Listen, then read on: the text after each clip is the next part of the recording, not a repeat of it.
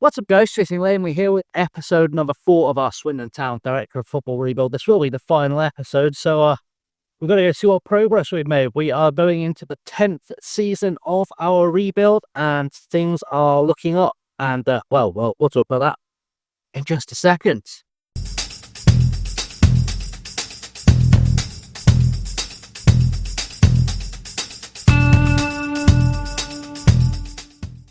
So we left off at the end of last season. Of course, we qualified for Europe in the Europa League for the first time with a 6th place finish. So naturally, that meant I had to go out and spend some money. And of course, Patrick Kluivert is still in charge, hence why he's in the thumbnail. So let's go to what I actually spent this money on, because we're going to start the season before all the players we signed after the window. And we start our business very early. 15th of June with Francisco Barrido coming in from Crystal Palace. He's a very, very good 24-year-old winger / striker to give us an extra option on that side. And, he's very quick. He's good dribbling, good finishing, good composure. He's almost the perfect inside forward for what we're doing. Not, of course, that we are telling the manager to play with inside forward, but I've noticed he does like to use one. So that is why we've got Francisco Barrido as our inside forward, our new signing there from Palace. He came in for 48 million. I then spent 12.5 million on Sidney Beda, who is a Brazilian striker / winger, advanced forward, another position that I know that the manager likes to use. Again, another player signed with pace in mind, but 15 for finishing, 15 for composure. You've got to feel that this fella probably is worth a few goals for us. He joins us from Palmeiras. He's being joined by the £78 million signing of Danny Makin, an England international striker, 15 caps, 2 goals, 24 years old, more pace to burn, which is always good. And again, that finishing and that composure, 16 and 15. As an advanced forward, this guy is as good as it gets, really, at this stage in a save. Came through at Manchester City, of course. And yes, I spent a lot of money to sign him. I'll talk through the players who've gone out and how we've raised this money.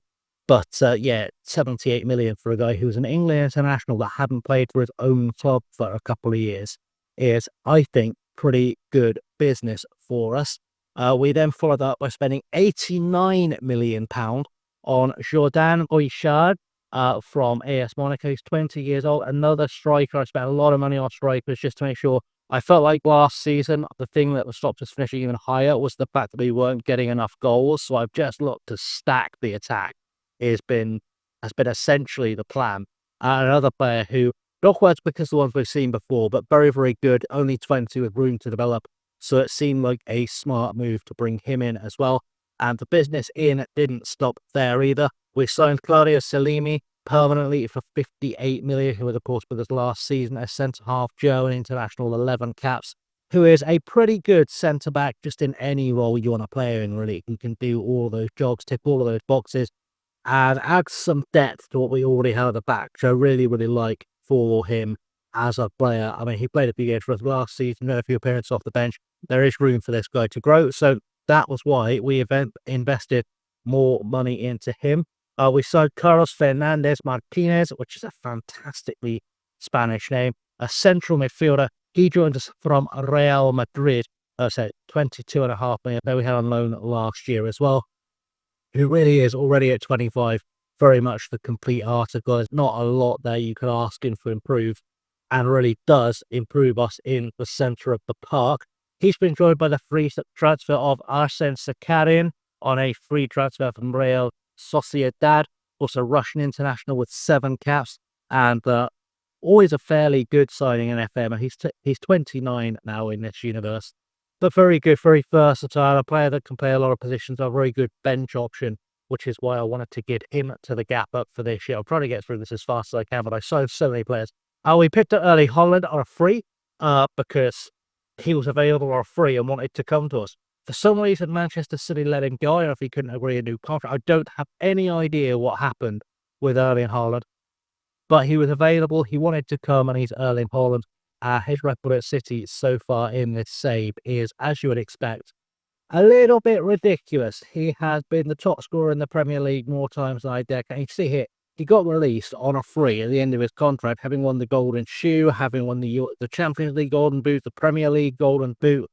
This guy's won everything, and he got released and was able to be persuaded here. He's had 2 goals in his first 4 appearances. Bear in mind, I signed those other 3 strikers before I had any idea Erling Haaland was available, and now I feel a bit silly because I've got 3 strikers I can't get in my team because I've got Erling Haaland who can play there. Alex Tremble joined us from Fulham, 42.5 million for a centre-back / left-back. Again, England international with 16 caps. At 22 years old, played almost 100 league games for Fulham. And I've signed him again. It's been all about signing quick players because I've noticed that the manager likes a pacey counter-attack. So I've tried to give him as much pace at the back as I can. And his technicals aren't quite there yet. He will improve, but his technicals aren't quite there yet. But mentally and physically, the boy is quite the marvel. German Starico joined us for 17.25, rising to 22 million from Racing Club in Argentina. 2 caps for Argentina already. And a centre-half, which we need some extra depth at centre-half. You always need extra depth at centre-half. But his mentals are fantastic. His physicals are fine. They'll improve, but they're fine. His technicals, again, not quite there, but he is 21 years old. And this is very much a player to grow into our first team. Sulaiman Agu joins us for free as well. So another attacking midfielder. He is a 10. He would largely expect to play as a 10 forward, but can play everywhere. Nigerian, 24, 13 caps, 4 goals. Decent championship player, it says, but he's been signed just for development purposes. Plus, he was free. He's already played for us before, so he's a player we know. We had him on loan from Spurs when he was there, and it just seemed right at the right time. Bring him back in on a free. If he plays, he plays. If he doesn't, we've just brought back a bit of an old favourite. Charlie Holland will go into midfield from Chelsea, defensive midfielder. Not capped by England just yet, but has under 21 caps. Again, he has that pace. His technicals are almost there, and he's got some room to grow. His mentals are almost there as well. It was just a very good stopgap auction, and for 27 million, it felt like a good move.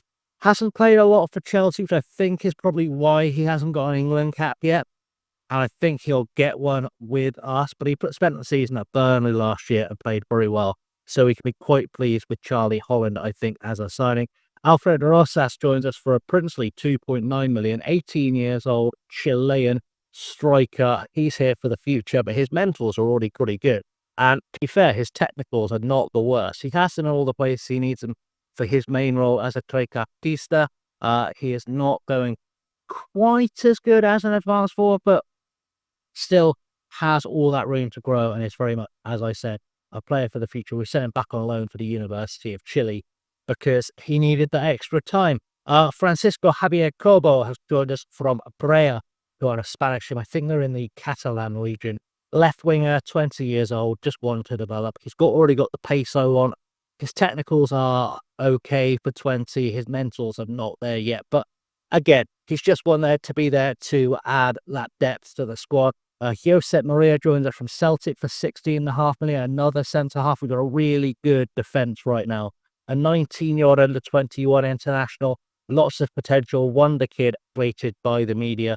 His technicals are almost there. His physicals are fine. They'll get better, but they're already perfectly good enough for this level. And his mentals, again, are quite special. So we've done some good business. The final goes Oscar Zambrano joining us from Manchester City for 23 million. Ecuadorian midfielder, because I, again, felt like I didn't have enough quality in midfield.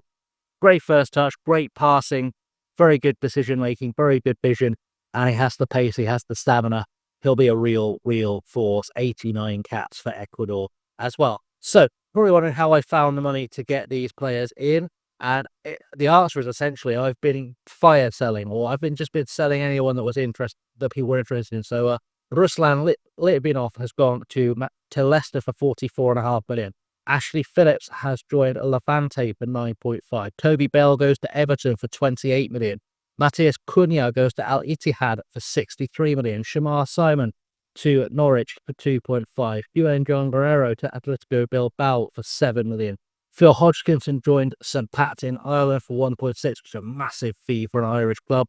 375 for Elijah Gale from Sheffield Wednesday. 12 million for Mario Gila from Real Betis. Shea Lacey goes to Middlesbrough for 350k. Manu Castellanos goes to MK Dons for 325k. Same price for Dan Stellar to Millwall, 600k for Luca Morteiro to Sassuolo. David Britton goes to Cardiff for £500,000. Oscar Saiz goes to Tranmere for 14k. 325k for David Brookbar to Sunderland. Eduardo Cabral goes to Cardiff for a fee rising to 400k. We got £49.5 million most recently on deadline day for Pedro Martinez from PSG, but he was 29, and that's good money. And I think the players I've replaced him with, honestly, are already better. That's part of where the money came from. Of course, we look at the beginning of the window. We were already getting players out at the start of the window as quickly as we could. And already we had Arthur Barrett go for 20k to Burton. Eli Y goes to for 39.5, rising to 52 to Leicester. £500,000 for Kostas Lukis. Rasmus Højlund goes to Sunderland for £94 million. Ben White joins Al Nassr for 6.75. Lisandro Martinez to Atletico Madrid, 12 million. Fabiano Parisi, 48 million to Sevilla. Arthur Teat goes to Al Hilal for 49 million, which is an absolute robbery because he was never getting our team. When that bid came in, I say he was in the our team, he was playing regularly, he was 32, he was in the our team this season. Absolute robbery for a 32-year-old, but I'll take it. And that's kind of how things have shaken up so far.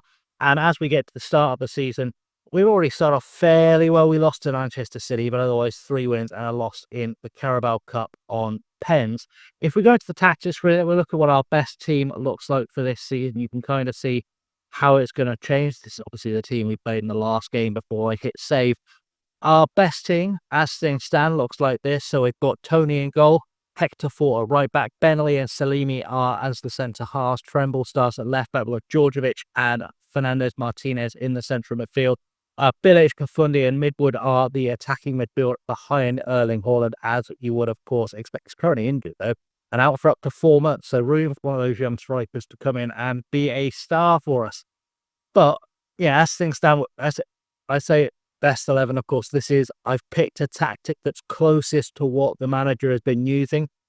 I have, as I've said before, when I go on holiday, you can see here, if I go on holiday, it doesn't use the tactics, it uses whatever tactics the manager wants to use, but we can see from the schedule he has been preferring to use a 4-2-3-1, and it has been largely gegenpress style.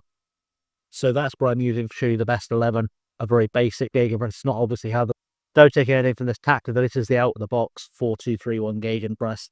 Just so I get essentially I can get a sense, I can click the best 11 button, and it will tell me where I perhaps need to look for players that will fit this system. That's all we're essentially doing. But anyway, we are currently sitting in third in the league after those 4 games. We'll have a look at the table here, and yeah, we're sitting okay at this stage. I'm going to get out to the end of the season so we can see how things have gone. So at the end of season 10, we can see here that we only finished 10th in the league, which is a bit disappointing. Erling Haaland missing at that time has probably not helped us out tremendously. I don't know if we got any more injuries this season. He did pick up a couple more injuries towards the back end of the season, but such is life when you've got Erling Haaland. He is wanted, but I can't imagine that I would sell him even for massive money because he's that good. Let's go have a look at the competition screen itself, and we can see what else has happened this season in terms of success. We've won the Europa League, so we will be in the Champions League next season, and the European era of Swindon Town continues. So let's have a look. 3-0 in the final. Can we see the goals from the final? I've realised in this series I've not shown a lot of goals action thus far. We got a 3-0 win. Let's see if it will show us the goals, and we can enjoy together the fun of us winning the Europa League final in Belgrade. Let's see if that loads up anytime soon.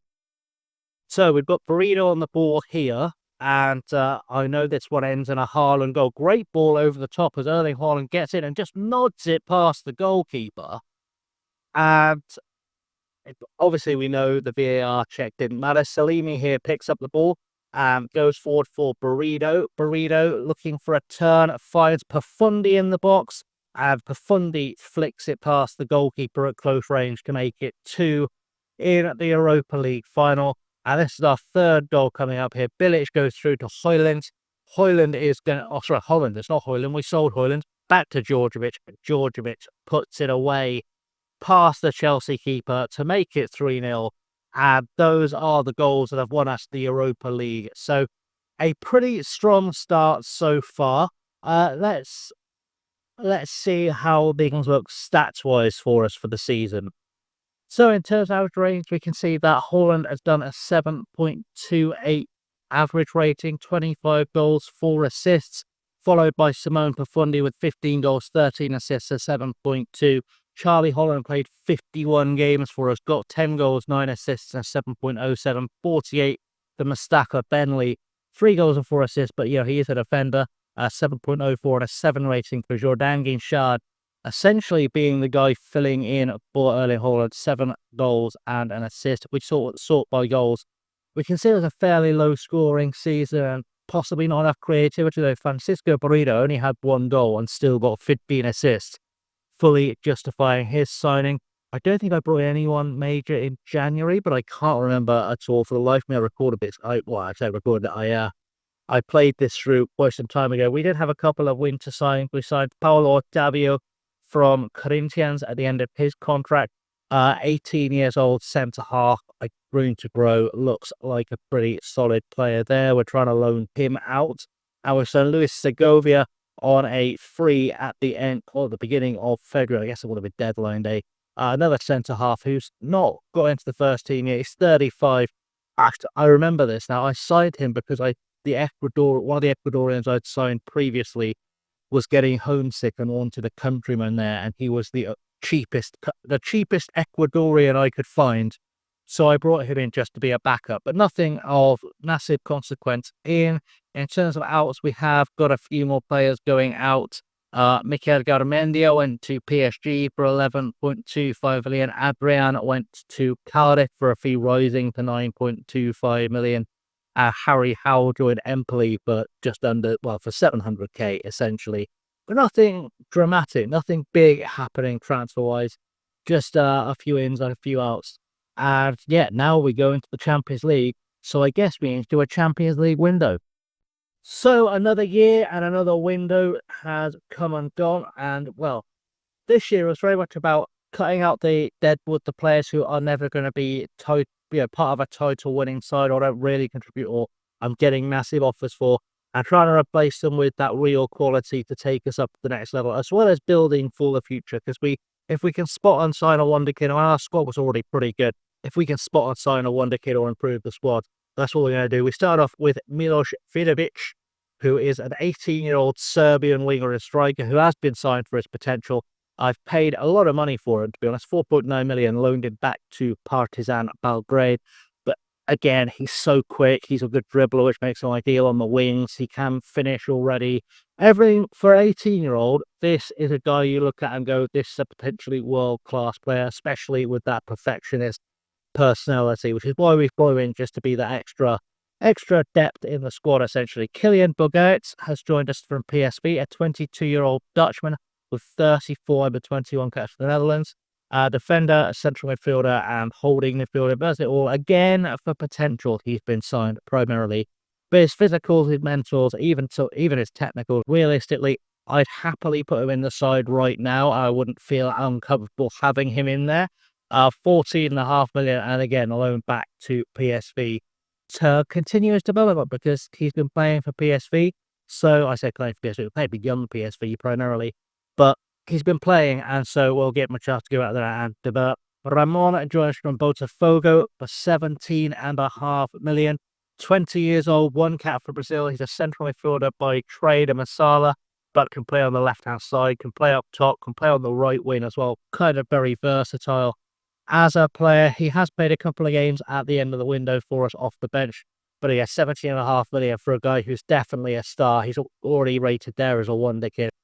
Physicals are phenomenal. If he could jump, he'd be the perfect player in many respects for the game, and everything else is on its way there already for a 20-year-old. Daniel Costa joins us. I know I've skipped one. It wasn't on purpose. Daniel Costa is a striker who joins from Villarreal, 21-year-old Spaniard for 46 million. And again, one to develop who already has the physicals I want, already has most of the technicals I want. His mentors are perfectly adept there, so we'd be quite happy with him as a son. That'll rise to 53 with clauses. Gustavo joins us from FC Porto, 19 or under 21 international central midfielder. Again, a big one to develop. And he's probably developed more than anyone else who we've signed this summer because his physicals are nowhere near good enough for our first team. Neither are his technicals, but his mentals are very, very, very good. And yeah, we'll loan him out this season. He's already, you can see here, wanted for loan by Chippenham, which is a very interesting place to be sending him. If that's where he ends up, I couldn't tell you for sure if that is where he ends up because I can't remember. Matthew Ritter joined us from Paris Saint-Germain, a right back, because that was an area where I felt we were weak. And then we signed him off the back of a scout report, and he's a bit rubbish. He looks good, but if I'm being honest, I think maybe I looked at him, he was free and he looked decent enough. But I think I still had my let's build a team to survive the Premier League hat on rather than my let's take this seriously hat on. So I'd expect us to sell him for. He's already gone back on loan to Osasuna where we signed him from. I say we signed him from. He has, immediately been loaned out to Osasuna. And, I guess we're writing off just trying to sell him is what's happened with that one. Rodri, though, we all know who Rodri is because Rodri's a pretty big star. He's 37 at the time we saw him. He's still got 4-star ability. Links back up with Erling Haaland. Still every bit as good as a player as we know him to be in real life. He's lost his pace, but this makes him an incredible mentor, and this makes him an incredible player. So pick it up for free after he was released by Roma, and of course, he joined there after a fantastic career at Manchester City. He's played 3 times and scored a goal and had a player of the match in the league already. So he's still doing 7.33s at 37. The man has found the fountain of youth, and we'll take that where we can get it because that's going to be very key. Owen Tabira, it's 11.75 million from Palmeiras for a 22-year-old central midfielder, ball winner. Again, a sign to develop, but you wouldn't be upset if you had to pick him in an injury close or if you had to play him in a cut. You wouldn't worry about him at all, but he's a very good player as well, is Erling Tavera. Alfred Gasol joins from Villarreal for 4.9 million. He's a 21-year-old centre-half, signed again for his potential, but could already see he is well on his way there, and we've loaned him back to Villarreal to develop as well. Giuseppe Bugini joined us for £43 million. 16-year-old signed from Leicester. I always scout everyone's youth intake every year. This kid came in as a potentially 5-star player. I had the money to burn because of what I've been doing transfer-wise. I took a punt. Very expensive, but actually, ironically, given that we now know this side only has a year left, wasted money, but, there's a reason it ends at the end of next season. But 43 million for him was a pretty good deal, I think. I think if I was to go another 20 years in this save, he'd be one of the top players in the world. So I don't feel bad about the business I did at the time there. We also signed Iago from Castilla, of course, Real Madrid's B team, 20-year-old centre-half to develop with everything already there, to be honest. That guy, again, is another player you would happily put in your team and not feel bad about. I've loaned him back to Real Madrid, and I believe he's come off the bench for them in La Liga this season. Or maybe it was before. Yeah, he did it before I signed him. So before I signed him, he played for them in the league this season. And then I loaned him back to be able to get some game time at the Bernabeu. So that's okay with me. Reece James is the latest old man to join as well. Signed on deadline day. He comes in from, of course, Chelsea. 33 years old in this universe. I did say with the other guy, I felt like I needed a good right back. Reece James was probably the best right back I could sign. And at 33, yeah, he's coming to the end of his career, but these mentals will help develop all those youngsters I've signed. His technicals are still there. Even his physicals are not atrocious, to be honest. I mean, 14 and 12 acceleration, 12 pace will do, certainly at this level. And he's had a very decent career at Chelsea. Played 3 times before I signed him for 11 million, but I still feel like that's good business to bring in Reece James at 33 just to add to the defence. And finally, Ryan Burke comes in from Liverpool, 94 million. This is actually his second spell at the club. Remember, we had him on loan when we first got to the Premier League, where he played 15 times, scored a goal, 3 assists, a 6.87 rating. And what's really odd is that even though he's hardly been playing for Liverpool, had a loan at Porto and stuff, he is one of the better players in our squad. And I would argue among the better players in the world. And I don't know why they weren't playing him. He's 24, 34 caps and 17 goals. So every other game for his country. Absurd pace, dribbling, technique, everything. His passing could be better, but he's 24. He'll get better. He's got world-class potential. I cannot figure out why Liverpool weren't playing him. That's so bizarre. So when he popped up, yes, it was 94 million, but I knew what I was getting, and I was absolutely fine with that. Let's have a look at what we've sold to raise this money, because obviously we had to raise some money to get that done. I know I didn't show you the transfer budget in the last video. My bad. I'll show you at the end of the season for sure. In terms of outs, it was all our players out on loan for the beginning of the window, and then for the second half of the window, we sold Pete Cross for 2.2 million, Richard Antley for 1.2 to Lecce, Jack Hepworth joined Shanghai for 32 million, Botan Amin left us for the second time for St. Pat's, who are spending big money, 1.7 million. Vicente Rodriguez went to Lazio for a fee rising to 9.75. Ion Iribarren went to AC Milan for just shy of 11 million. John Hayes to Millwall for 240k. David Almazan went to Arsenal for 40 million pounds. Filet Fofana went to Cardiff for 14 million pounds at max. Danny Makin's gone on loan to Barcelona and they paid us 10 million pounds for the privilege. Likewise, EJ Seeley has gone to Sociedad for 1.4 million loan. Jake Clegg joins Forest for 2.3 million. Josep Maria joins Barcelona for 45.5 million. Sidney Bader never really got a look in for us. Last season, he was getting unhappy, so it just made sense to sell him, and we flipped him beautifully to Al Ahly. We paid 12.5, we sold him for 23.5. That's a sort of 11 million pound profit on a player over the course of the season. Just good money, good turnaround. All these loans that have gone out have gone for fees. I mean, they're probably, quick maths, 7 million pounds worth of loan fees from just those guys there alone. It's been good business. We've done really good business. And, well, the season started very nicely with us winning the Euro South American Club Challenge against Bragantino, of course, are the Red Bull team in South America.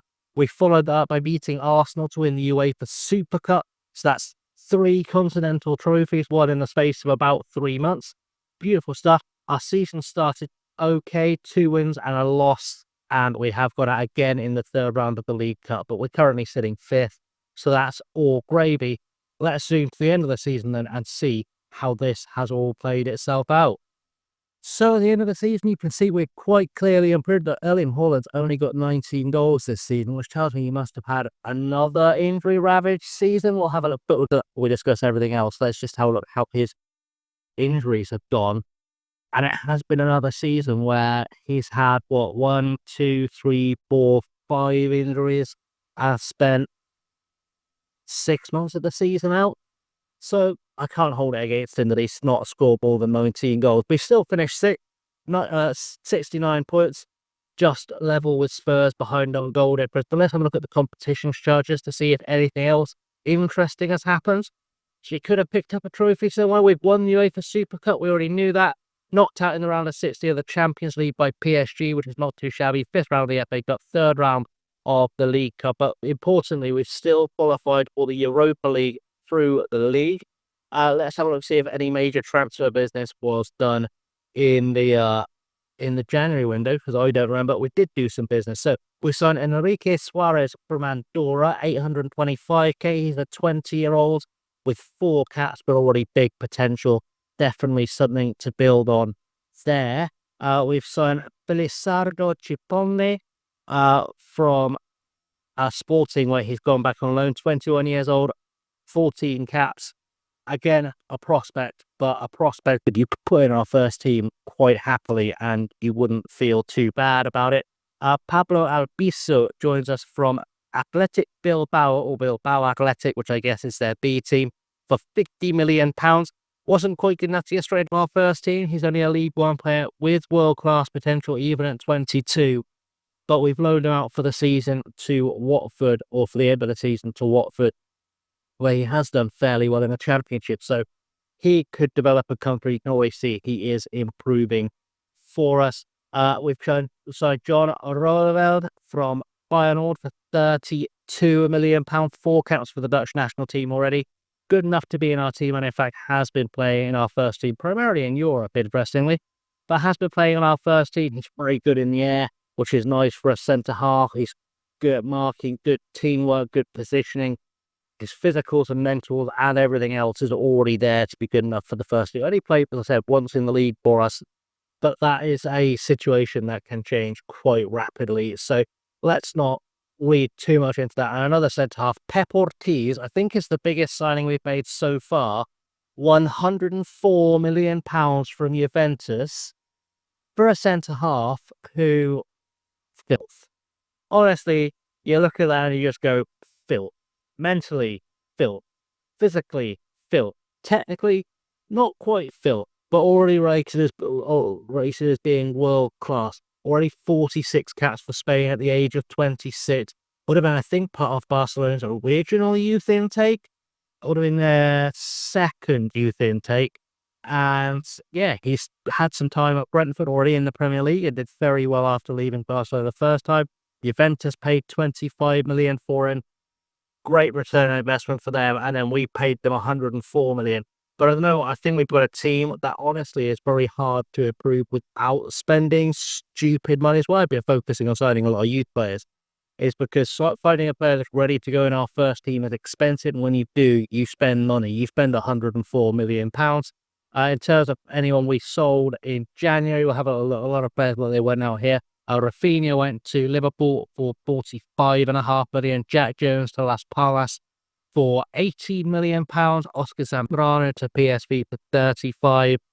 Stephen Harrison goes to Leicester for £4.7 million. Kylian Midwood, who's been playing a lot for us, £55 million to Atletico Madrid. Las Palmas also spending money here, £23.5 million for Nico Galan. We've got 10.25 for Adrian Padron from Offenheim. Hector Fort went back to Barcelona for 53 million. Sad to see him go because he's been a very good servant to the club. We'll have to take him out to put some respect on this guy. 5 seasons with us, 5.5 seasons with us.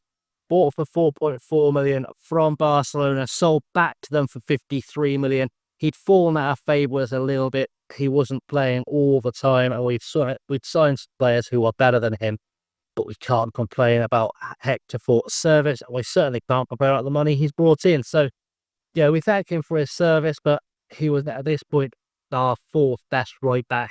So it felt like it was time to let him move on and let some younger players develop in his place as well, because we've got younger players like Leonardo Castro and Alex Addis coming up as well. John Rovel has gone in to be a right back. We're more than stopped at right back at this point. We can afford to let Hector Fort go. He reached the peak of his ability, more or less. So not a huge loss for us. And we'll have a look at the squad and the stats. So again, we'll get rid of the players who aren't on the club because their things are sort of relevant to us. Our best average rating, again, Erling Haaland with a 7.38. Pep Ortiz since coming in has done a 7.11. Save from a staff of Bentley, a 7.11. Tony's on a 7.11. Charlie Holland on a 7.1. A 7.09 for Rodri, for Bilic. 08 for Marine, who has been our backup goalkeeper. Schluter has been a bench option, 7.05. Castro, 7. 7 for Bafundi, 7 for Enric, who is largely a backup to backup to backup, but still, goals-wise, more guys in double figures this year, but I wouldn't say it's prolific overall. Haaland again, 19 goals, despite only playing 25 games. Ganshard gets 10 in 37. Charlie Holland, 10 in 52. Profundi, 10 in 44. Rodri, 10 in 53. And assist-wise, a lot of guys doing work for themselves this year. It's been of course, there's some players we sold that will have stats that would be in there as well. But a different season. But let's move on to the final season, and you will find out at the end of this video why I'm making this the final season. So let's zoom forward. So, season 12, the final season, we'll begin it as we always do by discussing the transfers that we have done for this season. We'll drop back to the beginning of the window, and you can already see I've done less business this year. Lots of these players all came in because I missed the. I realized I hadn't set it up to automatically sign the youth players that were any good, so that's just me signing youth players. We can ignore that. I spent £70 million on our first signing, which was Fernando Pablo, a 21-year-old from Leicester City. He's been there for 3 years, and he's already 21. Right winger. What else do you say? You look at those stats. He's fantastic. He's a fantastic right winger. He's got all the physicals, all the mentals, and again, those technicals are to die for a 21-year-old. Joins us after having 36 appearances, 9 goals, 6 assists, and a 6.96 rating for Leicester last year, having spent a year on Real Sociedad the season before where he sent very well in La Liga. They actually had him bought for $1 million and had 2 seasons where they didn't play him.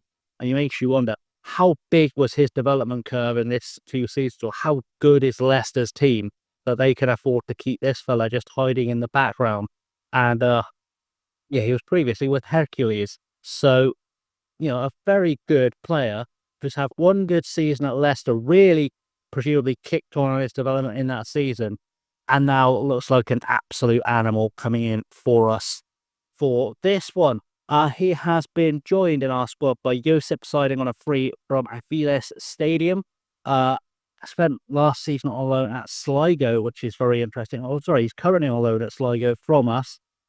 And yeah, he's had a good run. He came up being scouted as very good. I didn't see his unambitious personality, but he's had 6 goals in 7 appearances for Sligo since we signed him. So there's a player in there somewhere. And yeah, he wasn't like anything special just yet, but he would be like. Of course, I went to every season thinking this isn't going to be our last season, so I've still been building for the future. But we did get Kobbie Mainoo coming in, £81 million for a 29-year-old Kobbie Mainoo for Manchester United. Only has 22 caps and 2 goals for England at this stage in his career, which seems like significantly less than he would have in real life. I don't know if he's got a long injury history that we're missing here. Nothing mad. I mean, he's only the longest he's missed has been 6 weeks. There's nothing massive he's missing. So I guess just hasn't developed in this game or in this universe as much as he probably will in real life. But already pretty good. I'd say the complete article at 29. And good enough to apparently appease Patrick Kluivert. I'm going straight into our first team. He's been in 3 starts and a solo appearance for us already. But his Manchester United career, I mean, full respect for that. He's played, 362 league games for them. Always been pretty consistently strong over the course of those seasons. He's got 36 goals, 32 assists in his career. Not as many as I would have expected him to get at this stage in real life. But again, I think a very good signing. As I said, we spent £81 million on him. Purely because at this stage, like I said in the save, we have money to burn, and we may as well burn it because you only live once. Hamza Jafar comes in from America, a Mexican, of course, 20-year-old left back, signed because he had good potential and then didn't have good potential when he got here, so we've sent it back on loan to America, where hopefully he will turn into a player. Iker Oranga, another youngster from Logroñés, 245k for an attacking midfielder whose value has jumped, but apparently is only potentially Premier League standard. But I think this is all relative, of course, to the league, and I think this is essentially saying he'd be a rotation option for us at his peak, which I get, and at this stage, our squad is incredible. In fact, let's skip over some of these youngsters who are going to be fringe players. Ada van Emmerich joins us from Ajax. An 18-year-old who will be a first-team player in the future. I mean, his mentals are incredible. His technicals are incredible. Even his physicals are not awful. I spent £45 million on a player from Ajax who'd never played a game of football.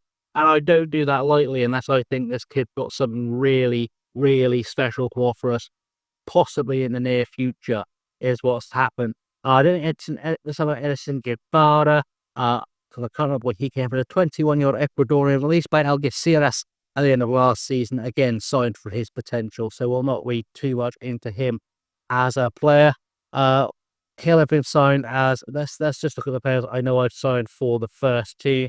I don't think Marion Matios, I hope I haven't signed him as a first team player, because I'm never going to, I've loaned him out, it's fine. This is Maria Mosiakash, I think will be how you pronounce that now. And he's fine for a young player, one cap for Romania with room to develop. Then look at the players which had big money. So Florian Wirtz from Barcelona, 27.5 million for a 31-year-old Florian Wirtz. He is, of course, world class as he is in real life. Everything is where you expect it to be. He spent the last few years at Barcelona, having joined on a free from Bayer Leverkusen. Never had a season with a less than a 7 average rating. Went on loan to Chelsea last season as well, so he already has had that Premier League exposure. And yeah, he's had a career. Look at his career stats: 425 games in the league, 153 goals, 84 assists, 7.35 average over the course of his career. When he popped up, I was shocked. When he popped up for, as I said, 27.5 million, I absolutely snapped him up, because that is far less than I'd expect to pay from at any stage in his career, and he's already worth 84 million. So of course we signed Florian Wirtz for that money. Daniel Wilson joins us from Kilmarnock, but just shy of 18 million. He's an Australian left back who I think has really strong potential. Not quite there yet, but he will get there. And again, as I said, I am happy to spend when it comes to getting those players with massive potential. Jeroen Kroon joins us from Ajax, another Ajax youngster who hadn't played for Ajax. Good centre-half, can play all across the back line already. Very, very good for a 19-year-old. And spent last season playing in Gibraltar, where he played very well. I know admittedly playing in Gibraltar or playing in the English Premier League, not quite the same level, but the scouts said he was good, and I saw what he had offer here. I thought there's a good player to tap into here. We'll load him out and hopefully get some good return from him. And then we've got Mariano Abra as our last signing, an 18-year-old centre-half. Again, one for the future, but his mentors for an 18-year-old are absolutely insane. Everything else will develop off the back of those. I've spent 5.75 million for him, but I've loaned him back to Boca. And in terms of the big sales for this season, we have let's pick up where we are at the end of lots of players got out on loan, chipping on freeze, because I offered them a bunch of players on loan at the end of the season. I do a young sign I'm not going to use, and I've got a feeder club. I'll offer them directly to that feeder club as a place to go. We then sold Danny Makin to Everton. He never quite kicked on, and we've taken a big loss on him. We've effectively paid 78 million for a player who never got into our team. He loaned to the Barcelona where he didn't play. Bearing in mind, this is an England international when we signed him. Never played for us. Barely played for England after we signed him, to be honest. And we said eight games for England after we signed him, despite playing 5 games for us. Questions about the England manager there. But we've taken a haircut. We've essentially made a loss of £26 million on him, including that loan. But it felt like the right thing to do, because he is an England international. He does need to be playing somewhere, and if he gets games at Everton, that's fair enough, to be honest. So he's gone at the start of the window. Enric went to Barnsley for 650k as well. We've sent Harry Walker to Leicester for 7.5, and I think I had another loss on him, actually. We've got a massive loss on him. 25 million we lost on him, but he didn't develop despite playing enough games in that time, I would say, to have become a better player. It was just a case of clearing up deadwood in the squad with him. Arsene Sakarian has gone to Napoli for 25.5 million. Again, he was at least profitable. We signed him. We loaned him out to Napoli when he wasn't playing for us, and then we sold him to Napoli at the end of the loan. And yeah, it was just a nice money spinner. More players at the end of their contracts went to Cheltenham. We sold Harvey Elliott to Al Riyadh for 6 million. He's been with us for a long time. I played fairly regularly, but he was 31 and he sort of dropped out of favour with the manager last season. So, we can get a 6 million for a player we signed for free. We're never, ever turning that down. Ferdinand now went to Lecce for 140k. Matthew Ritter went to Nob, but 3.4 million. Says 2.67. Of course, that's rising with add-ons. A player we signed for free came back, didn't look good enough. Money came in, got rid of him. The score by now. Francisco Villarino went to West Brom for 230k a player. Again, we just spun a profit on because we signed him to develop him. He didn't get any better. We sold him on. Lamore Forrester has also gone to Fiorentina, 3.9 there. Rafael Botafogo for £500,000. Fernando Olmo to Atletico Madrid for 14.25, rising to 18.25. He didn't play a lot for that thing. He very much was a fringe player we signed to develop, and the development didn't really come despite so many loans. A ungodly number of loans that have not really worked out for us. So we just sold him and took that money for him. Ronaldo's to Sevilla on a loan worth 1.4. Chris Donovan to Celtic on a loan for 300k. Tyrone Walker to Rangers on a loan for 1.5. PSG loan Atuku for 2.3 million as well. Probably another 10 million of loans there quite easily. Before we saw Slerman Agu to Ajax for 18.5 million. A player again we signed for a free. We loaned to Raiders last season. K-Man not looking quite good enough for our first team after his second spell at the club, so Ajax were willing to pay 18.5 million, and I was willing to sell for 18.5 million. Very simple business. And if we go back in the last season, we did the back in the last. I don't know why we're doing that. I don't know why we do that. Schedule-wise, I realised actually last season we didn't talk about our Champions League group or our fixtures. Our Champions League run, if we had a quick look here, let's give all the competitions except the Champions League. We had a horrendous run in the Champions League last season. But we're in the group stage. We got through the group stage, but we played Shakhtar and beat them, and we lost to Celtic. We somehow beat Real Madrid at home, through with Borussia Dortmund. Basak Shahir, we managed to beat, as you'd expect. Fenerbahce, same thing. Then we lost to Porto. We beat Napoli. That's kind of the group stage you expect. It was enough to get us through to the knockout round. So obviously we didn't finish in the top half of the group. Atletico Madrid, we got past with a 2-0 home win after a 0-0 draw. We got another 0-0 at home to PSG, and they put us out 2-0 there. If we look at the competitions of this season, obviously we're not in the Champions League. We got into the Europa League. We haven't played any pre-season tournaments, as you might expect, but our Europa League group phase games, we're still after all these friendlies because they're not very helpful at all for seeing what's going on. We've got a fairly good stuff to see. Only one loss. We have Leeds in the third round of the FA Cup, but our group stage for the Europa League is much more friendly.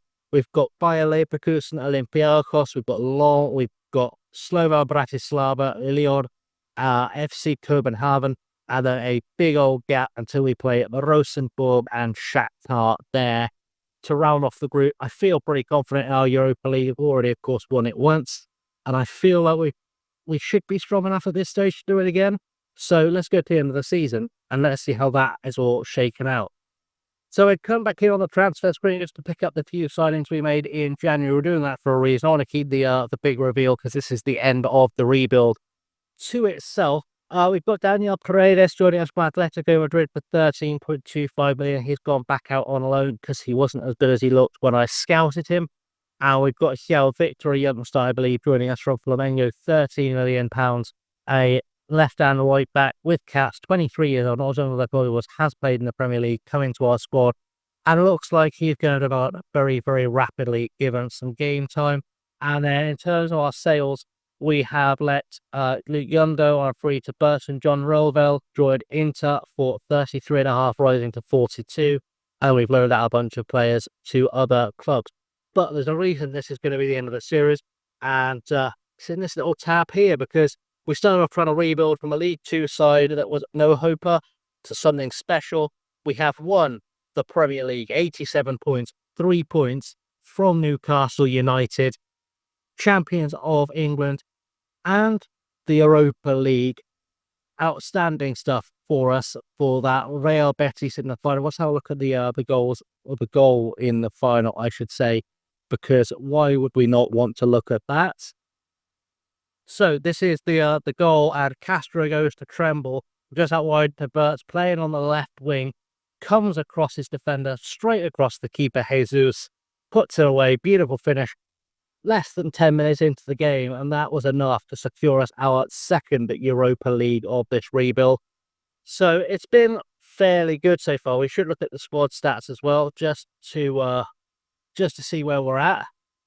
And if we go by average rating to start off with, Florian Wirtz, of course, our best player this season. Let's get rid of all these players who are not at the club because they clog things up.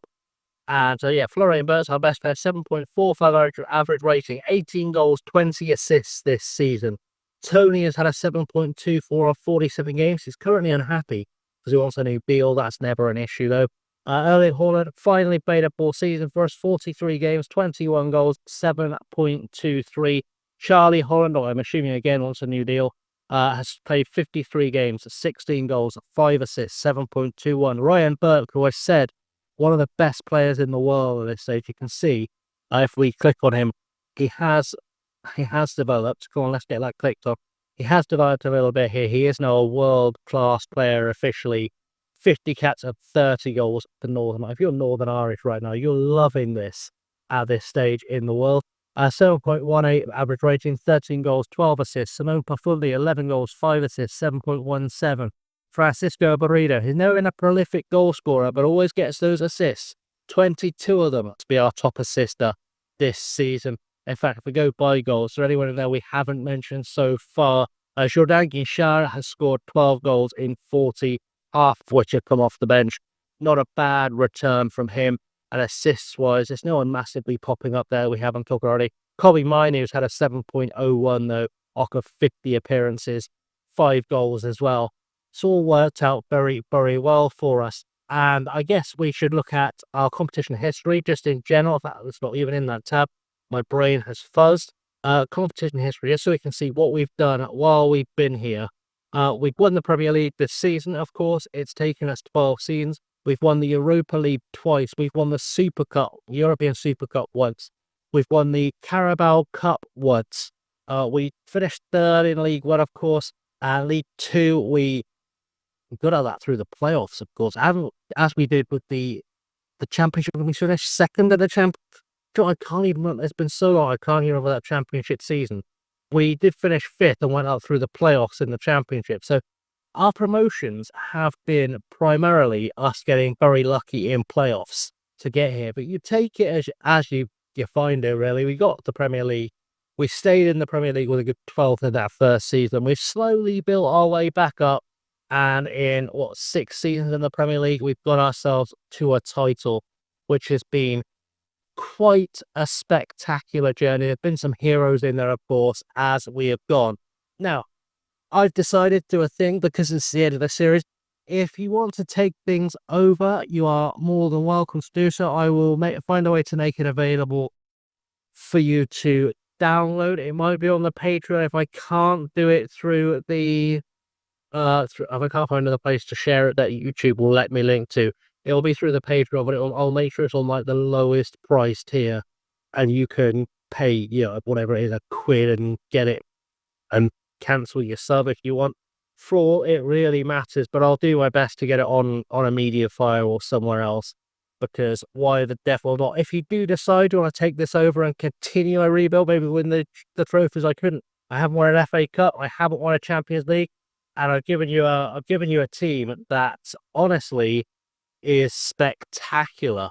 I mean, that team alone is ridiculous. If you look at the star ratings, they're ridiculous. But we go by potential in terms of players who aren't even in the team yet. We've had youth teamers coming through. Oh, if you're wondering why we've got Burst City here, by the way, there is a reason for that. There's something else I'm working on. Don't worry about it. Entirely irrelevant. You'll find out in due course what the thing I'm working on is. But for now, you can see there's so much potential there coming up through the ranks that you could just develop the youngsters we've got here and never spend money if you wanted to, and you would be quite happy. And if you want to do a complete rebuild, there's no transfer budget at this stage. You will get 21 when 22 when it ticks over. There's still 50 million in wage budget to faff around with, and realistically as well, this squad, the values are just, if you want to do a complete rebuild, it's already people interested in Gashard. It says 83 to 94, you can get 130 million quid just for him. If you want to get rid of Mustafa Bentley, I don't know why you would. He's the best centre half in the world at this point from memory. Again, you'll get 100 plus for him quite easily. Darko Djordjevic, Madrid want him already, Atletico, and you get 100 million for him. If I'm being completely honest, you would get 100 million quid for him very, very comfortably. So if yeah, it's something you're interested in doing, I will find a way to make a link available. It'll be probably a pin comment below. So yeah, just check down in the comments below. Leave comments while you're down there as well. Like, subscribe, and all that good stuff while you are there, as it all helps the channel. And of course, with FM25 now not happening, I'm going to be making more content for FM24. Probably will be more rebuilds or experiments, or I've got something in mind that's going to be really interesting, I think.